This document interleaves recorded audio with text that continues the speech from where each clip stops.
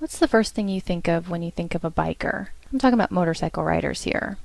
'Cause a lot of people see a group of bikers and automatically assume that they're thugs or gang members. And let's face it, a lot of them do look a little scary, decked out in their leather and their metal and their tattoos, and riding on top of a really loud, rumbling engine. But Hollywood doesn't really help this stereotype either, do they? Typically, when you see someone riding a motorcycle on screen, that's the villain or the rebel. The Terminator's leather jacket and sunglasses and motorcycle sure made him look a lot meaner. And in the Sons of Anarchy TV series, they can't get through an episode without the bikers killing, moving drugs, or committing some other felony. So who are real bikers?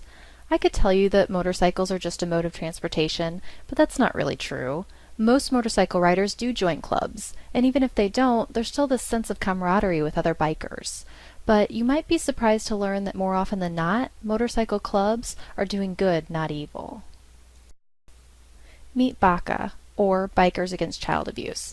These guys exist to create a safer environment for abused children, and to empower those children to not feel afraid. They offer physical and emotional support, and BACA members are sometimes the only obstacle between a child and someone who has abused them. This is Chief, BACA's founder. He is a biker and a social worker who works with abused children. He was frustrated because he would see kids he worked with make real progress, only to have it undone because the abuser would drive by that child's home. So in 1994, he asked some biker friends to ride with him to a child's home. That day, 40 bikers showed up. BACA now has 160 chapters in 5 different countries. For each sponsored child, the story begins with an empowerment ride and an adoption ceremony. The whole chapter rides to the child's home to meet them. They present them with a motorcycle jacket and patch to remind them that they're part of the BACA family now and that BACA will protect them. It doesn't end there, though. 2 members are assigned as the family's primaries.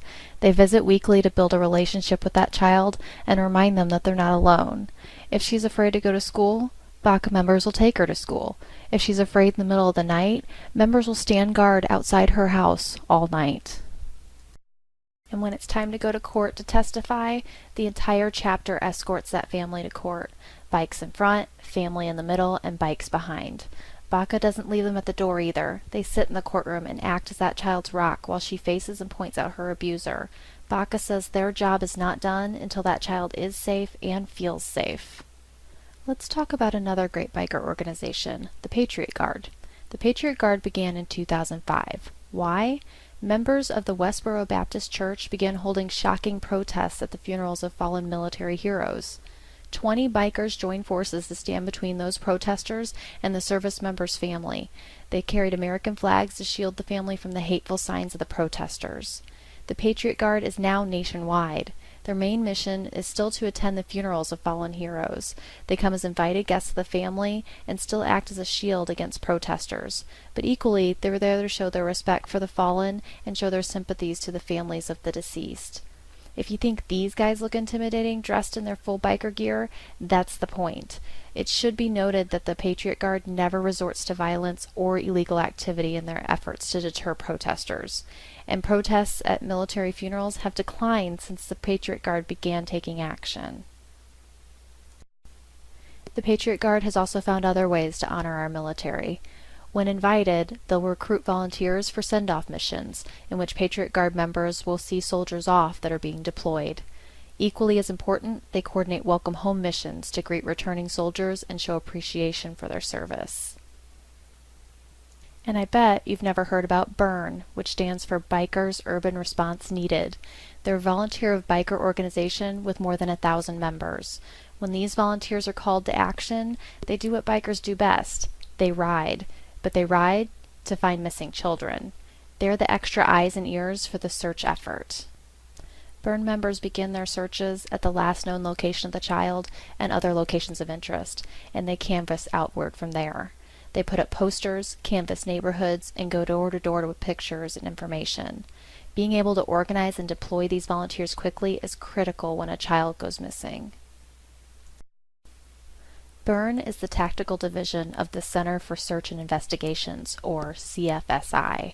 CFSI's goal is to provide services to families of missing children, and for CFSI and BURN, it's all about being able to say these 2 words: found safe.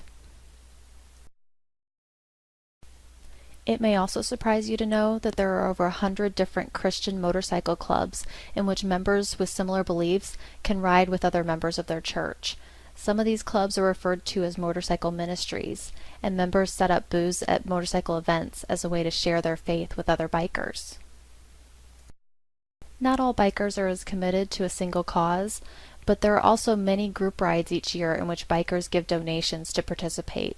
Just a few of these are Bikers for Babies, to benefit the March of Dimes, Dream Ride, to benefit the athletes in the Special Olympics, the Love Ride for the Muscular Dystrophy Association, and countless others. More often than not, the groups bikers decide to join do good things for the community. So does riding a motorcycle mean that you need to be a caped crusader? No, of course not. But the American Motorcycle Association put it best way back in the 1960s when they said 99% of motorcycle riders are law-abiding citizens. Most riders work full-time and ride their bikes on the weekends for recreation. Bikers that you see on the road are probably coworkers and acquaintances that you never even knew owned a bike. People ride because riding a motorcycle is an experience like nothing else. There's a sense of freedom and excitement to just cruising down the road with the sun on your back and the wind roaring in your ears. You hear, see, smell, and feel your surroundings as an active participant, not just a passive observer. So no, owning a bike doesn't make someone a good person, but you'll be wrong if you assume the worst about someone because they happen to be riding on two wheels.